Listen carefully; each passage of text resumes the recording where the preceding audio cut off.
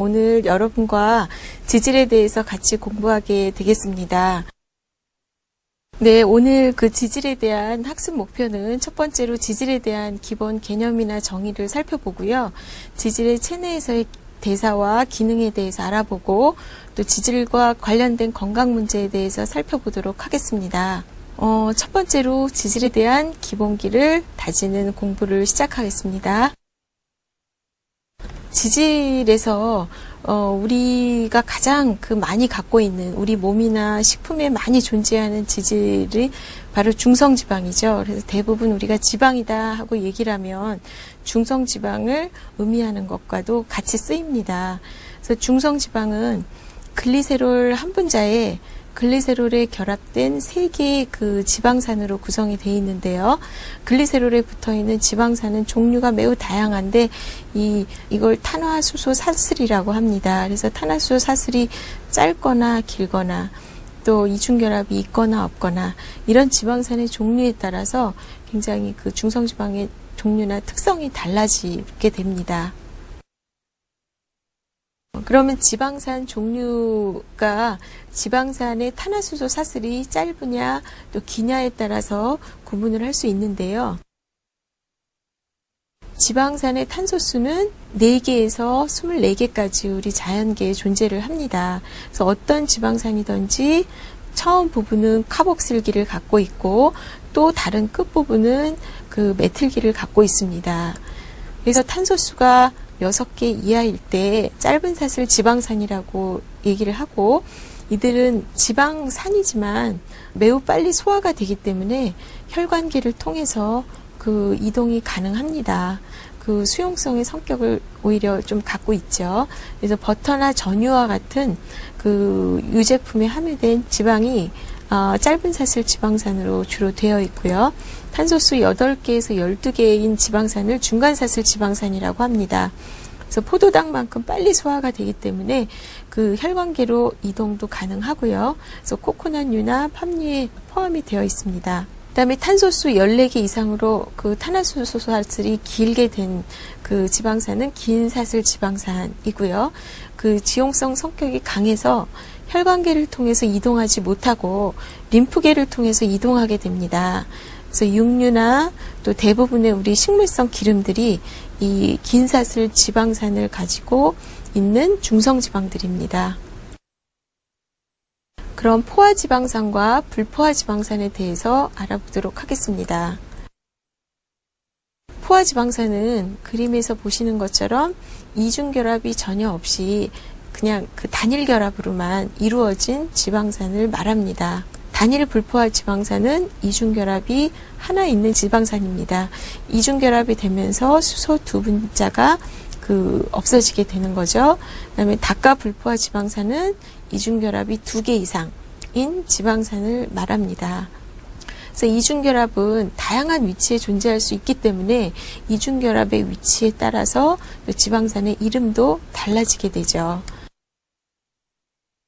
그러면 이런 포화지방산과 불포화지방산의 구조 차이에 의한 물리적 특성이 달라지는데 포화지방산은 그 단일 구조로 단일 결합으로 되어 있기 때문에 모양을 보면 일직선 모양으로 만들어져서 중성지방을 만들 경우에 글리세롤에 포화지방산이 3개가 결합되면 다음과 같이 차곡차곡 쌓여서 일정한 형태를 갖추게 되고 이런 특성 때문에 우리 실온에서 국기름 형태를 갖게 됩니다. 좀 버터가 대표적인 예죠. 단일 불포화 지방산과 다가 불포화 지방산은 모두 다 이중결합을 갖고 있는데 이중결합이 있는 부분에서 구조가 꺾여진 모양을 갖게 됩니다. 따라서 지금 그림처럼 이렇게 한 번 구부러지거나 혹은 2번 꺾여진 이런 모양을 갖게 되죠. 그래서 모양 때문에 실온에서 식물성 기름은 액체로 존재를 하게 됩니다. 그래서 포화지방산의 대표적인 그 지방산은 스테아르산, 단일 불포화 지방산은 올레산, 또 다가 불포화 지방산은 DHA나 리놀레산 등을 들 수가 있습니다. 바로 이 그 불포화 지방산은 이런 그 이중결합의 구조 때문에 세포막에서 굉장히 중요한 역할을 하게 되는데요. 꺾여진 구조 때문에 세포막에 그 유연성을 주고, 이런 유용성 때문에 세포 내외로 물질 이동이 가능하게 하는 그런 장점을 부여하게 됩니다. 그런데 DHA는 동시에 또 오메가3 지방산이라는 말로도 쓰여집니다.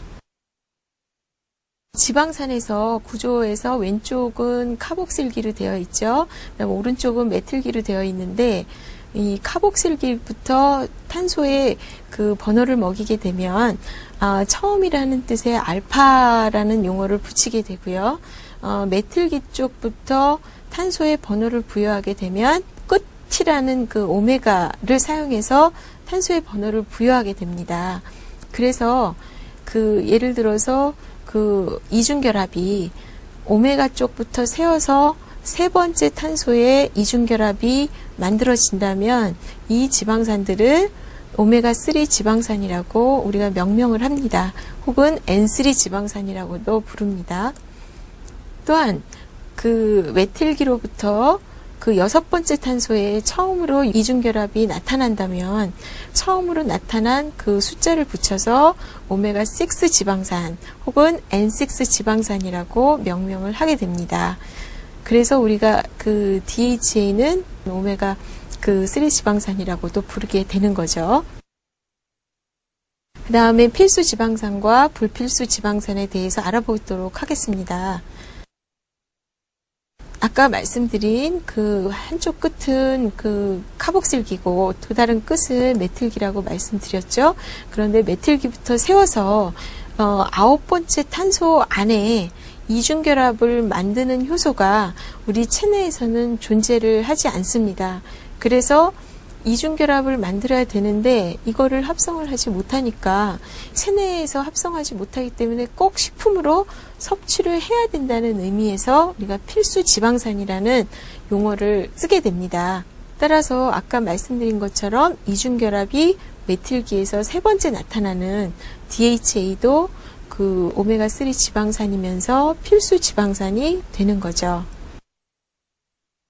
그러면 그 하나의 지질도 다양한 이름으로 불릴 수 있는데, 예를 들면 DHA는 지금 보시는 것처럼 이중결합을 지금 군데군데 갖고 있죠. 그렇지만 그 세 번째 처음으로 이중결합이 나타나기 때문에 오메가3 지방산으로 불리고요. 또 이중결합을 갖고 있기 때문에 우리가 불포화 지방산이라고도 불리죠. 그 다음에 이 세 번째 그뿐만 아니라 9번째까지의 이중결합들이 있기 때문에 필수 지방산이라고 부릅니다. 리놀레산은 이중결합이 있기 때문에 불포화 지방산이면서 또한 하나, 둘, 셋, 넷, 다섯, 여섯 번째 이중결합이 처음으로 나타나기 때문에 오메가6 지방산이라고 불리고, 마찬가지로 9번째 탄소 이전의 이전결합이기 때문에 또한 필수 지방산이라고 우리가 부릅니다. 그럼 두 번째로 지질의 체내 대사 및 기능에 대해서 알아보기로 하겠습니다. 첫 번째, 그 중성지방의 그 체내 대사와 기능에 대해서 알아보겠습니다. 단백질 또 탄수화물에서부터 합성된 글리코겐이나 또 지방은 에너지를 내는 영양소입니다. 그래서 이 세 가지는 중요한 3대 열량 영양소인데, 우리가 에너지를 필요로 할 때, 즉 중성지방을 섭취하게 되면 이 중성지방은 우리 체내에서 지방산과 글리세롤로 분해가 되고, 글리세롤은 피루부산으로, 또 지방산은 베타산화를 거쳐서 아세틸코에일을 거쳐서 T세의 사이클을 거쳐서 전자전달계를 통해서 ATP를 만들어내게 됩니다. 이렇게 단백질과 탄수화물의 대사 과정을 일부를 공유를 하면서 중성지방을 분해하게 되면 우리 몸 안에서 에너지를 내는 ATP를 만들어내고, 이것들로서 우리가 필요한 에너지를 얻게 됩니다. 반대로 에너지가 충분해서 체내에서 사용하고도 충분을 할 때, 그때 우리는 다시 그 반대의 과정을 거쳐서 중성지방을 만들게 되죠. 그래서 아세틸코인은 여러 단계를 거쳐서 지방산을 합성하게 되고, 피르부산은 글리세롤을 합성을 한 후 지방산 세 분자에 글리세롤이 합해지게 되면 중성지방이 됩니다. 그래서 중성지방은 우리 체내의 지방 조직에 그 저장을 하게 되는 거죠. 또 중성지방은 두 번째로 에너지의 저장고입니다. 탄수화물이나 단백질은 저장할 때 많은 양의 물이 필요하기 때문에 우리 체내에서 많은 부피를 차지하고, 이거에 비해서 지질은 저장 시에 적은 양의 물만 필요하기 때문에 작은 부피로도 저장이 가능합니다. 그렇기 때문에 결국 탄수화물이나 단백질은 4kcal 밖에는 내지 못하는 반면에 지방은 9kcal의 같은 그램에서 9kcal의 열량을 낼 수가 있습니다. 만약 우리가 탄수화물이나 단백질로 에너지를 저장을 한다면 우리 몸은 지금의 한 2배 정도는 커져야 될 것으로 보이죠. 그러니까 굉장히 효율적인 저장 형태라고 볼 수가 있습니다. 다음에 중성지방은 또 우리 몸 안에서 피하지방이나 내장지방을 만들어서 장기 보호라든지 체온 유지에 중요한 역할을 합니다.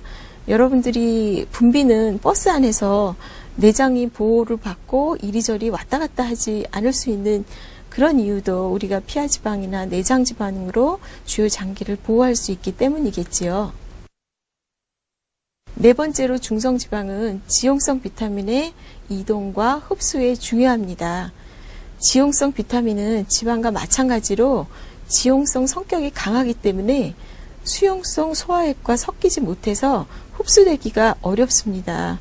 그러면 소장세포로 지용성 비타민이 흡수가 되기 위해서는 지용성 비타민을 흡수를 도와주는 담즙산이 필요합니다. 그런데 이 담즙산은 우리가 지질을 섭취했을 때 담낭에서 분비가 되죠. 그래서 우리가 지용성 비타민을 섭취할 때는 지방이 함께 함유된 식품과 섭취하는 게 좋습니다. 예를 들면 지용성 비타민이 충분한 당근을 생으로 먹었을 때보다는 기름에 볶아서 먹었을 때 같이 입게 되는 식용유와 함께 우리 그 장내로 들어가게 되면 담즙산의 도움을 받아서 더욱 흡수가 용이하게 되는 거죠. 필수 지방산의 체내 대사와 기능에 대해서 알아보도록 하겠습니다. 아까 말씀드린 대로 메틸기로부터 세 번째 탄소에 처음으로 이중결합이 나타나는 지방산들을 오메가3 지방산이라고 그랬는데, 오메가3 지방산은 여러분들이 잘 아시는 것처럼 알파 리놀렌산이나 또 EPA, 또 DHA 이렇게 중요한 물질들이 있고요. 오메가6 지방산은 리놀레산, 또 감마 리놀렌산, 아라키돈산, 이것들이 같은 계열에서 합성이 됩니다. 그래서 우리가 알파 리놀렌산이나 리놀레산을 먹게 되면 같은 합성 경로를 거쳐서 오메가6계나 오메가3계 지방산을 만들게 되는데, 이들이 최종적으로 만드는 물질들은 우리 체내 대사를 조절하는 매우 중요한 물질들을 최종적으로 합성하게 됩니다. 그래서 지금 여러 가지 여러 계열의 류코트리엔이나 프로스타글란딘, 트롬복산 같은 아이코사노이드라는 대사 물질을 만들게 되는데, 오메가3계 계통으로부터 만들어지는 이런 아이코사노이드들과 또 오메가6계로부터 만들어지는 아이코사노이드들은 서로 다른 반대 작용을 해서 우리 체내에서 대사작용을 조절하게 되는데요. 오메가3 지방산은 예를 들면 혈소판 응집이나 혈관 수축을 저해하는, 즉 혈소판이 응집되지 않도록 하고 혈관을 이완하고 또 염증 유발을 저해시키는 물질들을 만드는 데 비해서 오메가6 지방산은 혈소판을 응집시키고 또 혈관을 수축하고 염증을 유발하는 물질들을 만들게 됩니다. 그래서 두 물질 다 중요하지만 우리가 오메가6 지방산의 비율이 너무 높게 되면, 섭취 비율이 너무 높게 되면 지금 밑에서 이런 우리 체내에 안 좋은 작용을 할 수 있는 아이코사노이드들이 더 많이 만들어질 것이고, 이것은 우리 체내에 안 좋은 영향을 미칠 수 있을 것입니다. 그리고 또 한 가지는 오메가6 지방산에서 감마 리놀렌산은 디호모 감마 리놀렌산을 거쳐서 1계열 프로스타글란딘을 만들 수가 있는데, 1계열 프로스타글란딘은 그 오메가3 지방산 계열로부터 만들어진 아이코사노이드들과 같은 그 작용을 하게 됩니다. 그 리놀레산이나 알파 리놀렌산 같은 경우에는 세포막의 구성 성분으로서 굉장히 중요하고요. 또한 DHA 같은 경우는 시각세포나 신경계의 발달을 그 도와줘서 신경 전달이나 또 정보 전달에 굉장히 중요한 역할을 하게 되죠. 그런데 그 오메가 6 지방산인 리놀레산과 또 알파 리놀렌산이 대사되는 첫 번째 이 그 대사 과정에 있어서 델타 6 디세츄라제라는 이 효소를 동시에 사용하기 때문에 이 두 가지 과정은 경쟁적인 관계에 있습니다. 또한 그 델타 5 디세츄레이스 같은 경우는 그 두 군데 모두 두 가지 대사 과정이 전부 관여를 하는데 오메가 6 지방산보다 오메가 3 지방산에 더 그 친화적입니다. 따라서 우리가 오메가 3 지방산을 충분량을 섭취한다면 디호모 감마 리놀렌산이 아라키돈으로 진행돼서 이쪽에 그 아이코사노이드를 만드는 것이 아니라 1계열의 프로스타글란드를 만들어서 혈소판 응집이나 혈관 수축을 낮출 수 있는 그런 그 좋은 영향을 가진 그 프로스타글란딘을 만들기 때문에 오메가3 지방산이 더욱더 중요하다고 볼 수 있을 겁니다. 또 오메가6 지방산과 오메가3 지방산의 첫 번째 대사 경로에 필요한 델타 6 디세츄레이스 같은 경우는 알코올이나 흡연, 노화, 당뇨, 포화지방, 또 콜레스테롤 등에서 작용이 억제되기 때문에 우리가 지속적인 그 필수 지방산을 합성하기 위한 경로를 진행하기 위해서는 이런 요인들을 그 주의해야 될 것입니다.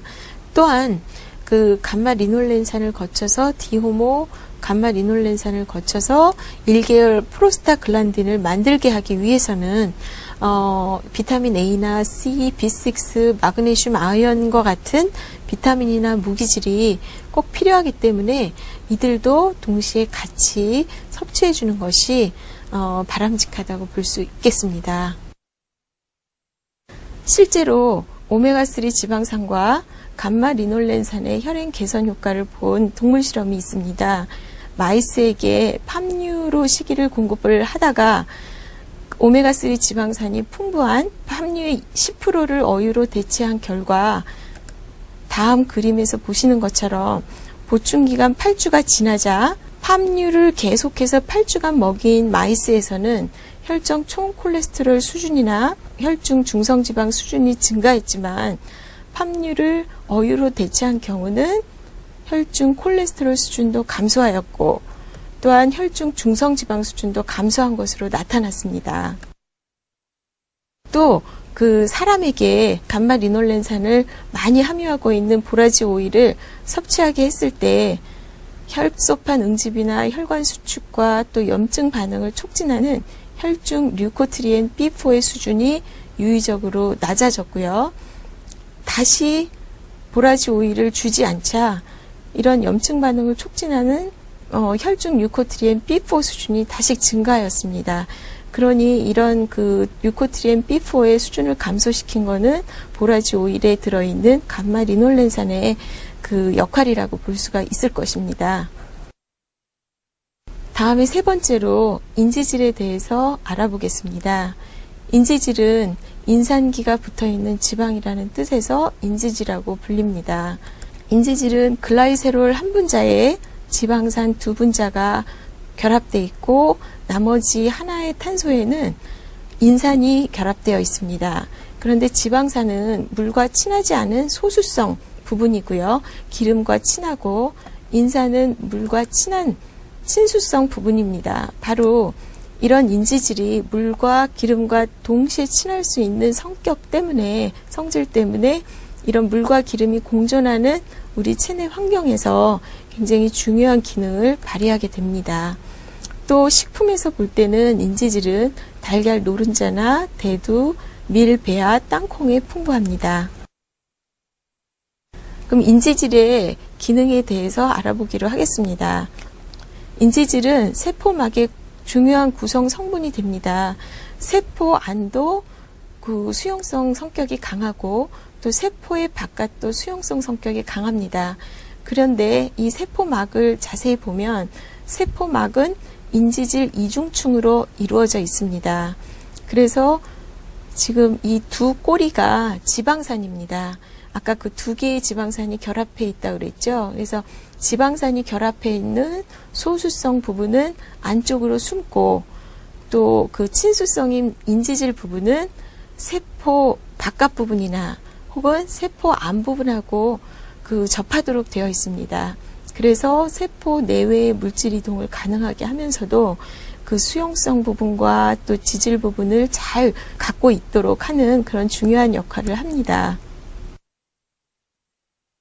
컵에 물과 기름을 넣었다고 했을 때 아시는 것처럼 물과 기름은 섞이지 않고 그대로 그 분리가 돼서 있을 거예요. 그랬다가 만약에 그 수저 같은 걸로 섞어주게 되면 물과 기름이 섞이는 것처럼 보였다가 금방 다시 이중층으로 되는 것을 보실 수 있을 겁니다. 그런데 이때 렉시틴을 넣어서 섞어준다면 이런 작은 지방, 그 동그란 지방 그 구가 생기게 되고 그 지방구가 물속으로 퍼져서 안정되어서 뿌연 물과 기름이 섞여진 상태를 보실 수 있을 거예요. 이 작은 지방구를 자세히 보면은 바로 이 인지질이 그러한 역할을 하게 됩니다. 그래서 렉시틴이 인상기, 그 친수성의 인상기 부분은 물 쪽으로 향하고 또 소수성인 부분은 안쪽으로 향하면서 이 안쪽에 기름을 잡아두고 안정된 지방, 그 작은 지방구를 만들어서 물 속에 퍼져 있도록 하는 것이 가능해집니다.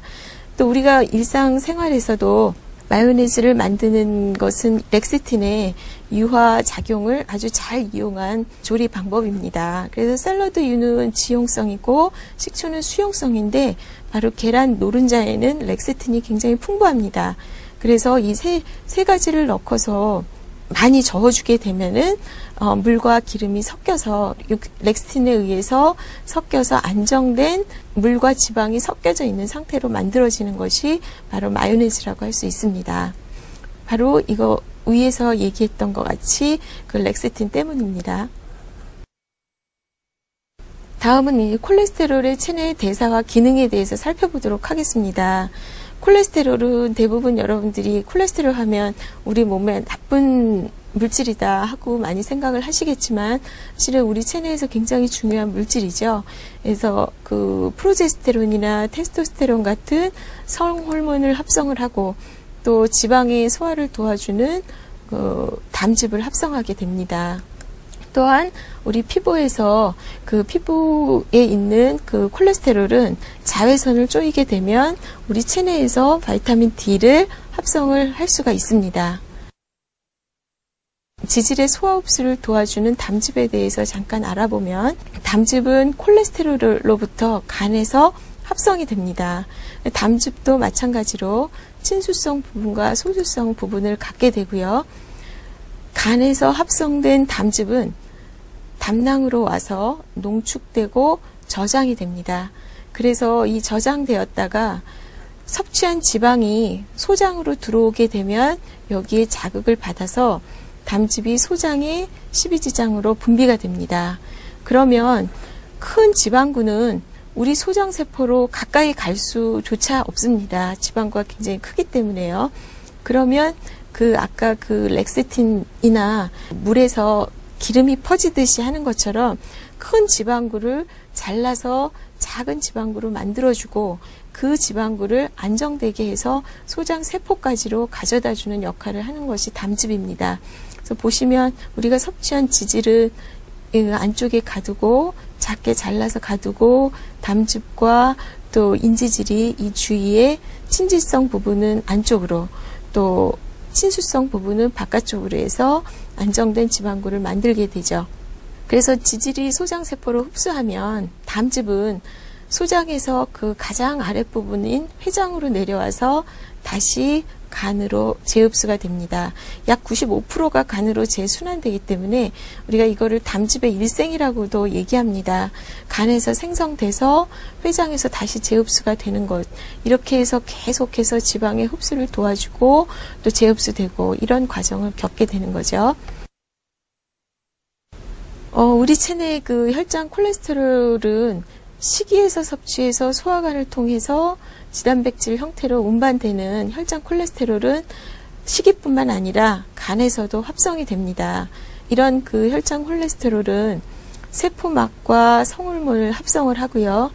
또한 간에서 담즙도 만듭니다. 이런 혈장 콜레스테롤이 우리 체내에서 대사되는 방법은 콜레스테롤이 간에서 담즙을 합성한 후에 소화관에서 지방의 소화를 도와주고 재흡수되지 않는 일부분이 변으로 배설이 되는데 이것이 혈장 콜레스테롤이 변으로 배설되는 유일한 경로입니다. 그러면 혈장 콜레스테롤 수준을 저하시키기 위해서는 두 가지 방법을 둘 수 있습니다.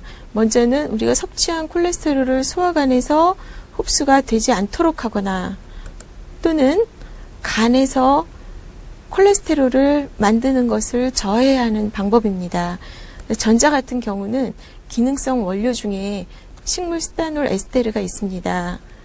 또 기능성 원료 중에 간에서의 콜레스테롤 합성을 감소시킬 수 있는 폴리코사놀 사탕수수 왁스 알코올이 있는데요. 간에서의 콜레스테롤 합성을 저해야 하는 기전은 콜레스테롤 합성이 아세틸 코에로부터 시작돼서 HMG 코에를 거쳐서 메발론산을 거쳐서 콜레스테롤 합성이 되는데 이때 콜레스테롤 조절에 있어서 가장 중요한 부분인 HMG 코에로부터 메발론산으로 전환시켜주는 HMG 코에 환원 요새 활성을 저해시켜주는 방법입니다. 그래서 폴리코사놀 사탕수수 왁스 알코올은 이 효소의 활성을 저해시켜서 혈장 콜레스테롤 수준을 감소시켜주는 것으로 알려져 있습니다. 다음은 지질의 소화 흡수 및 체내 이동에 대해서 알아보겠습니다.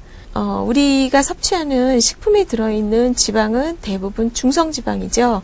중성지방은 그림에 나타난 것처럼 글리세롤에 노란색, 초록색, 파란색 이 세 개의 지방산이 결합된 형태입니다. 그래서 중성지방을 섭취를 하게 되면 입에서는 지방의 소화는 거의 일어나지 않습니다. 그래서 입에서 위로 오게 되면 위에 있는 리파제가 중성지방을 일부 분해하게 됩니다. 그래서 여기 보시면 그 중성지방 분해되지 않은 중성지방도 있고 지방산 하나가 떨어져 나가서 두 개의 지방산만 가진 것들도 있습니다. 또 위에서 소장으로 오게 되면 췌장에서 분비된 췌장 리파제가 대부분의 지질을 분해하게 됩니다. 그래서 분해된 지질은 마이셀을 형성해서 소장세포로 흡수되는데요. 이때 분해한 지방의 그 지질의 형태를 보면 지방산 하나짜리도 있고요. 그 다음에 글리세롤에 지방산 하나가 결합된 모노글리세라이드 형태도 있습니다. 그래서 대부분이 이러한 형태로 분해가 된 다음에 소장세포로 흡수가 되죠. 그리고 흡수가 되지 않는 5% 미만의 지방이 대장을 통해서 배설이 됩니다. 음식으로 섭취한 지질이 소화돼서 소장세포로 흡수가 된 이후에는 그 지질은 어떤 식의 경로를 거치게 되는지 살펴보도록 하겠습니다. 아까 말씀드린 것처럼 우리가 그 소화를 하게 되면 지방산 하나짜리 혹은 지방산이 하나 결합된 모노글리세라이드 형태가 대부분입니다. 그럼 이들이 소장각 내에서 소장세포로 이동을 하게 되죠. 그러면 소장세포에서는 다시 이들을 가지고 중성지방을 만들게 됩니다. 그럼 이 중성지방을 만들게 되면 이 중성지방을 필요로 하는 우리 체내의 조직으로 가는 일만 남았죠. 그런데 우리 몸 안은 물을 좋아하는 친수성 환경입니다. 혈액이나 체액들이 전부 친수성 환경이죠. 그런데 중성지방은 굉장히 지질의 성격이 강하기 때문에 물과 친하지 않기 때문에 혼자서 몸 안으로 들어가서 이동할 수 없습니다. 그러면 어떻게 이 지질을 이동시킬까요? 또 체내에서도 지방이 합성이 되는데 체내에서 합성된 지질은 우리가 필요로 하는 조직으로 어떻게 이동을 할까요? 우리 몸에는 수용성 체내 환경에서 바로 지용성인 지질을 운반할 수 있는 특별한 운반 체계가 있습니다. 바로 지단백질입니다. 지단백질은 지방을 의미하는 그 지와 그 다음에 단백질의 그 단백질을 합쳐서 지단백질이라고 불리고 그 리포프로테인이라고 불립니다. 그래서 리포프로테인의 지단백의 구조를 보시면 물과 친한 성분들은 다 밖을 둘러싸고 있고요. 물과 친하지 않은 부분들은 안쪽으로 전부 숨어 있습니다. 다시 보시면 아까 말했던 인지질 부분, 또 단백질 부분들은 이렇게 밖을 둘러싸고 있고요. 이 안에 중성지방과 콜레스테롤은 그 지방의 성격이 강하기 때문에 안쪽으로 숨어 있는 이러한 형태를 만들게 됩니다. 그래서 이런 지단백질을 만들면 수용성인 체내를 자유자재로 떠돌아 다닐 수 있게 되는 거죠. 그럼 아까 그 그림에서 다시 보시면 소장 점막세포에서 중성지방은 혼자서 갈 수 없기 때문에 킬로마이크론이라는 지단백을 합성을 하게 됩니다. 그래서 킬로마이크론 안에는 콜레스테롤도 들어가고 중성지방도 들어가고 또 단백질과 인지질로 둘러싸게 됩니다. 또 체내에서 합성되고 대사되는 지질은 VLDL이나 LDL, HDL이라는 지단백질 형태로 운반이 됩니다. 그러면 그 지단백질의 종류와 특성에 대해서 좀 더 알아보기로 하겠습니다. 소장에서 만들어진 킬로마이크론 같은 경우는 노란색은 중성지방, 빨간색은 콜레스테롤인데 대부분이 중성지방으로 되어 있습니다. 음식으로 섭취한 지질을 세포로 운반하는 역할을 하는데 킬로마이크론에 많이 들어있는 중성지방을 필요로 하는 조직세포로 운반을 해줍니다. 그리고 그 세포들은 지질을 즉시 에너지로 사용하거나 충분한 여분이 있을 경우에는 중성지방으로 저장을 하게 되죠. 그러면 중성지방을 조직으로 전달해주고 난 찌꺼기 킬로마이크론은 간으로 보내집니다. 운반된 킬로마이크론의 찌꺼기를 가지고 다시 간에서 새로운 지질을 또 만들게 되고 그 지질과 또 단백질을 가지고 새로운 지단백인 VLDL을 만들게 됩니다. 이 VLDL은 그 지방이 중성지방이 55에서 65%, 또 콜레스테롤이 10에서 15% 정도로 그 중성지방이 풍부한 지단백입니다. 이들도 마찬가지로 각 조직의 중성지방을 운반시켜주는 것이 가장 중요한 그 VLDL의 임무입니다. 그러면 그 세포에서는 마찬가지로 지질을 또 에너지를 사용하거나 중성지방으로 저장을 하게 되겠죠. VLDL에서 중성지방을 운반해주고 나면 나머지 중성지방이 적어지고 그다음에 콜레스테롤은 그 비율적으로 늘어난 콜레스테롤이 풍부한 LDL 형태가 남게 됩니다. 그래서 LDL은 자기가 갖고 있는 콜레스테롤을 또 콜레스테롤이 필요한 세포로 운반을 하게 되고요. 그런데 LDL은 조직으로 운반하기 위한 콜레스테롤을 대부분 갖고 있기 때문에 우리가 혈중 LDL 농도가 높으면 조직으로 가져다 줄 콜레스테롤이 풍부하다는 뜻이고 이 또 콜레스테롤이 높으면 혈중에서 유발 가능성을 높이기 때문에 우리가 나쁜 콜레스테롤이라고도 불립니다. 또 간에서 합성되는 지단백으로서 HDL 그 지단백이 있습니다. HDL 지단백은 간에서 합성이 되는데 소장에서도 일부 합성이 되고요. 조직에 있는 콜레스테롤을 간으로 이동해서 분해될 콜레스테롤을 갖고 있는 형태입니다. 따라서 HDL 콜레스테롤이 높다는 것은 조직으로 운반해 주는 게 아니라 간으로 가서 분해할 콜레스테롤이 많다는 뜻이기 때문에 우리가 그 건강에 좋은 그 지표로 삼고 있습니다. 그래서 우리가 그래서 건강을 생각한다면 HDL은 높고 LDL은 낮은 그런 그 혈액 성상을 보이는 것이 바람직하겠습니다. 지단백질의 종류와 특성을 다시 한번 요약을 해보겠습니다.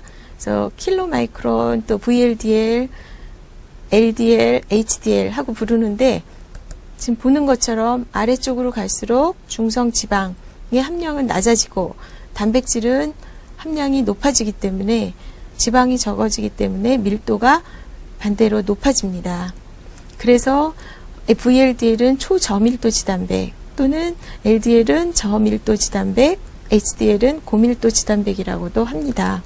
이들 지단백을 놓고 원심 분리관에 돌려보았을 때 가장 밀도가 높은 HDL이 가장 아래쪽에 그 위치를 하게 되겠죠. 그다음에 지방, 그 중성지방이 가장 많은 킬로마이크론이 가장 위쪽에 분포를 하게 되겠습니다.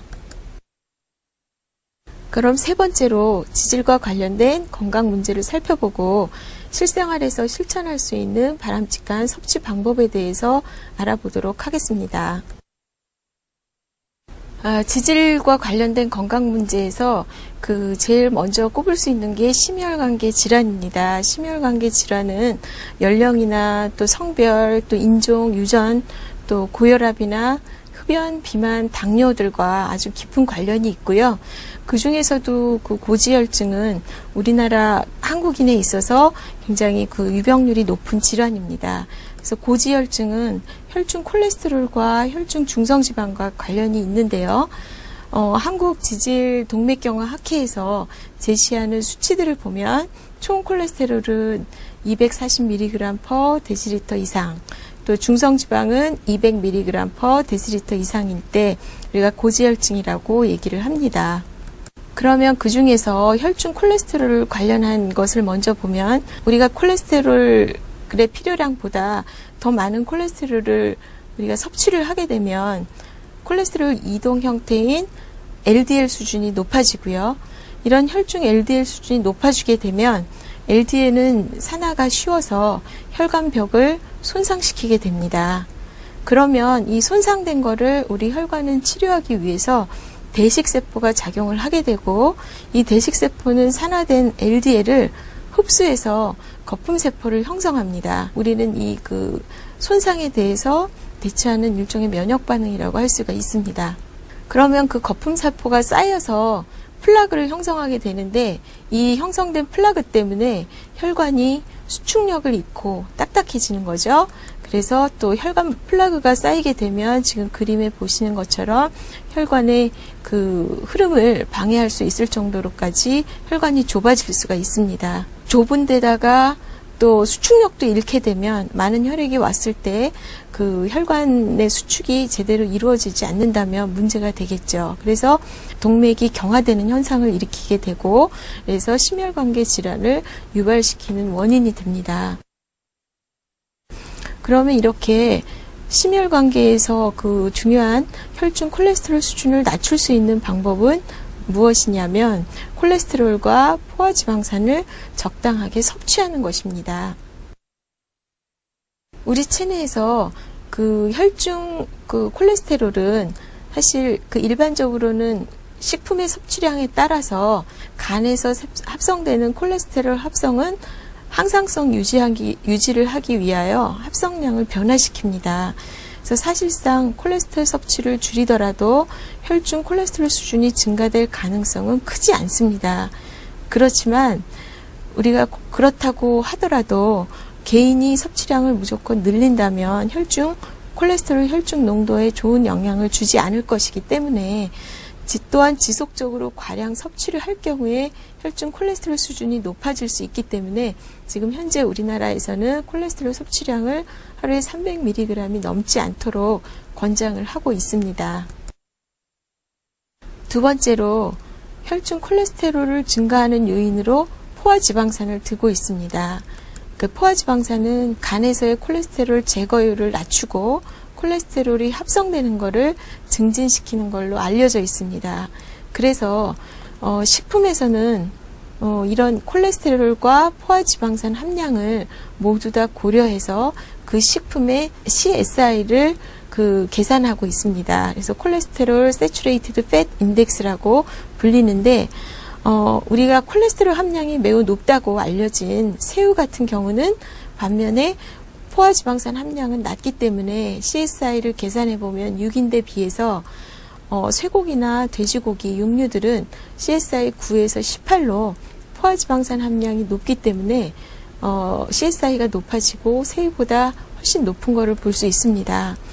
따라서 혈중 콜레스테롤을 낮추려면 콜레스테롤뿐만 아니라 포화지방산 섭취량도 같이 유의해서 섭취하는 것이 필요하다고 하겠습니다.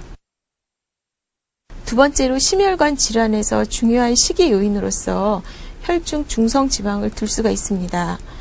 그 혈액 중에 중성지방 농도가 증가하게 되면 혈액이 끈끈해져서 우리가 혈액 흐름이 느려질 수도 있고요. 중성지방을 운반하기 위해서 LDL 콜레스테롤 생성도 촉진이 되고, 반면에 우리가 좋은 콜레스테롤이라고 알려져 있는 HDL 콜레스테롤의 분해는 촉진하는 것으로 알려져 있습니다.